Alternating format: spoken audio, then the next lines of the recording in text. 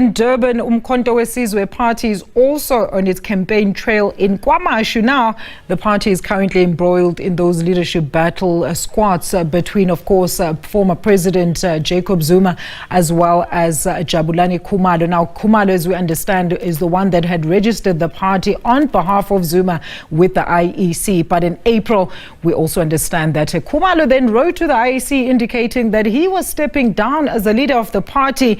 And for more on this story, we do have our reporter on the ground, Ayanda Mhlongo. Ayanda, so the court battles are on hold for a moment and campaigning continues in KwaMashu. Now we saw, of course, the MK leader in a short while ago who was in Mlazi. So talk to us about what the people of KwaMashu will be hoping to hear from Jacob Zuma when he addresses them. Alicia, good afternoon to you. Good afternoon to our viewers. Well, in fact, former President Jacob Zuma, who's now leader of Umkhonto weSizwe Party, Alicia, has just concluded his address here to a quite vibrant and jovial crowd. People who've come out in their numbers here at the KwaMashu Freedom Park are really excited to hear from former President Jacob Zuma. Of course, this is his first time, Alicia, being in KwaMashu. And as you know, we've been reporting, myself and my colleagues, Samgelo Masego, Simpiwe Makanya, on the activity in KwaZulu-Natal just this past week and over this weekend, not only with the MK party, but other political parties as well. You'd note that the ANC, for example, having brought former President Thabo Mbeki to campaign for them, just showing how intense the campaigning is. This is, of course, the final stretch, and we see now former President Jacob Zuma. As you know, yesterday he was campaigning in the Durban CBD. Today he is in KwaMashu. And Alicia, speaking to some of the leaders of Umkhonto weSizwe, saying that yes, they have been pretty much sort of distracted by the courts, but they're changing their tact now. They're going back to the ground, and them saying that former President Jacob Zuma is going to be more visible and engaging with his supporters on the ground. You also mentioned there, Alicia, quite importantly, of course, that this is all happening in the midst of a leadership battle within Umkhonto weSizwe. This tussle between Jacob Zuma as well as Jabulani Khumalo, as we're saying, who registered Umkhonto weSizwe parties. We know Khumalo still maintains, despite him having been expelled from the party, he still maintains that he is the founder and the leader of Umkhonto weSizwe. Although, Alicia, since this leadership battle between them, we haven't seen Jabulani Khumalo on the ground. We haven't seen Jabulani Khumalo engaging with MK supporters. What we have heard from former President Jacob Zuma, him basically breaking his silence on the developments within the party. He has expressed his disappointment with what has happened, and basically saying that he is the one that in fact was behind the formation of Umkhonto weSizwe, and that he had simply asked Mr. Khumalo to register the party on his behalf. Now, that is something that we had not heard.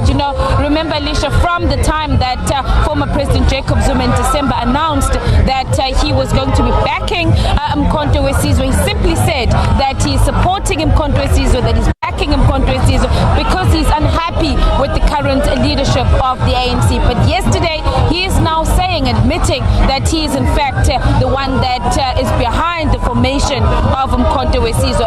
He also then went on to basically say that Khumalo is a leader who is ambitious, and that he's amongst the leaders who are simply after position, expressing his disappointment with what has been happening. But of course, urging supporters of Umkhonto weSizwe to stay on course, to not be distracted by the infighting within the party. And when we spoke earlier on to Simpiwe Makanya, who is the coordinator of the MK party here in the province of KwaZulu-Natal, he's saying that leadership issues, or rather infighting within parties, is not something that it's new.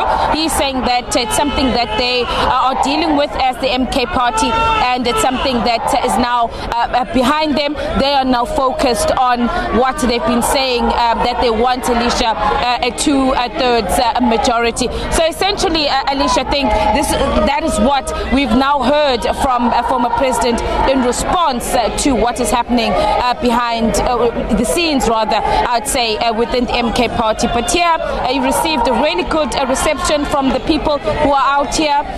Very excited to hear from former President Jacob Zuma. Alicia?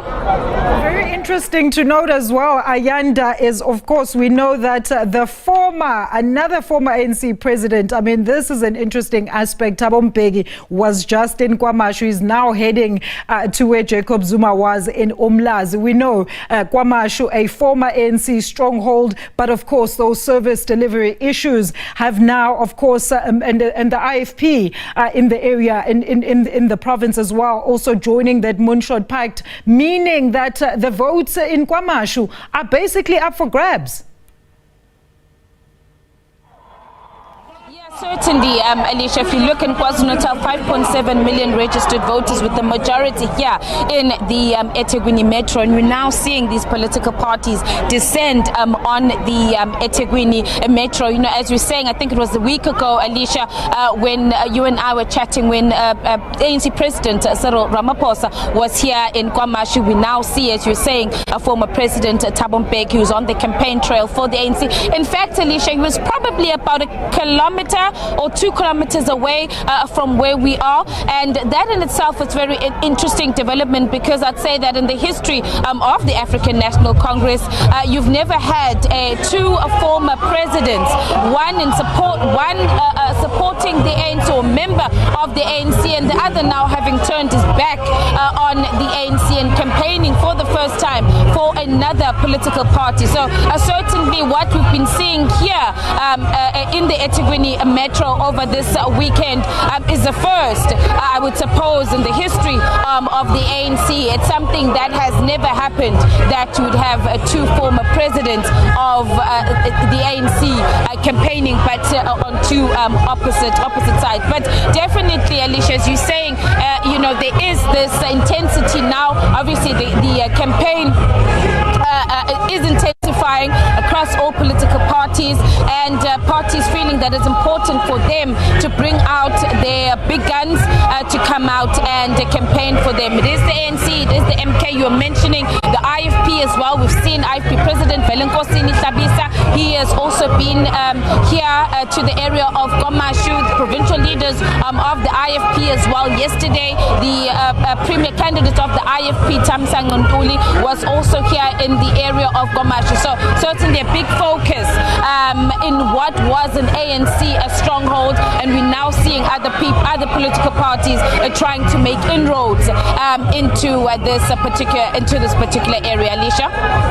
And I asked you this question the last time we had a conversation. Of course, MK official manifesto launch. Do you have any word as to when and where this will take place? Very quickly.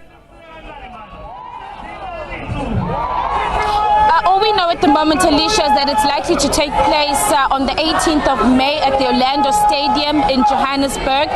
And so these events that we're now seeing, the MK leaders are saying these are part of the build-up for that manifesto launch, which will be in Johannesburg. Alicia? All right, we're going to leave it there. Thank you so much to SABC News reporter there, Ayanda Mhlongo, in KwaMashu, of course, tracking MK party leader there, Jacob Zuma, who was addressing the residents of KwaMashu.